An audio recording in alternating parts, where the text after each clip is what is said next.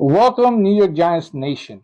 Today, I have a special guest, Justin Mello. This guy writes for some place over there in Tennessee. Not sure who he is. Honestly, I've heard his show before. I don't trust his information, but I invited him anyway. He's going to give us some information that we need to know about the guys coming over from Tennessee. Welcome to the show, buddy. Pleasure's all mine. Nice to see a couple of former coordinators there pop up in East Rutherford. So excited to go through it with you. Well, I want to start it off by you letting us know exactly what we're getting in Shane and in Tim Kelly. I don't know these guys.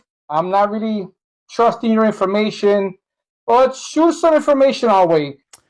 Well, I think they're getting a pretty good defensive coordinator, and that's not always popular maybe in Tennessee. But I think if you look at the history, they typically were outstanding in the red zone, really good run defense for the majority of his time there. Certainly an extension of Mike Vrabel, right? So sometimes it's difficult to separate how much of that was Mike Vrabel's defense, how much of it was Shane Bowen's defense. But they were two guys that were together for a long time, dating back to, their days together with the Houston Texans. So they're getting a flexible defensive coordinator who would, prefer to play man coverage when he has the personnel to do so.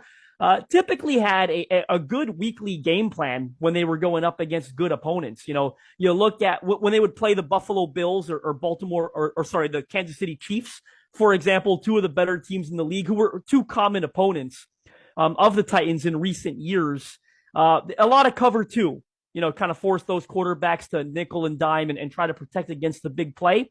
When they would play against Lamar Jackson and the Baltimore Ravens, a lot of, press man coverage and single coverage to make him throw to the ball to the outside and sort of take away the middle of the field. And they wanted to see that Lamar could throw the football, the way that he can nowadays. But that game plan worked for them a lot. People will remember when they upset the Ravens as the number one seed a couple of years ago when Lamar Jackson won MVP. So I think you're getting a flexible defensive coordinator that's always shown up and had great game plans against big opponents. The Cincinnati Bengals are another team, Joe Burrow in that offense, only averaged 14 points per game in 3 games against Shane Bowen and his defense, and they never scored more than 20 points in any of those games. So I think you're getting a good, flexible defensive coordinator.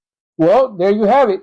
Like I said, you ain't getting much information from this guy that's valuable, but you know what? We'll take it as it is. Let us be the judge of it. Justin, you don't know what the hell you're talking about. We'll just figure it out ourselves. We're fans. We'll know mid-season if it was a good choice or not. New York Giants for life.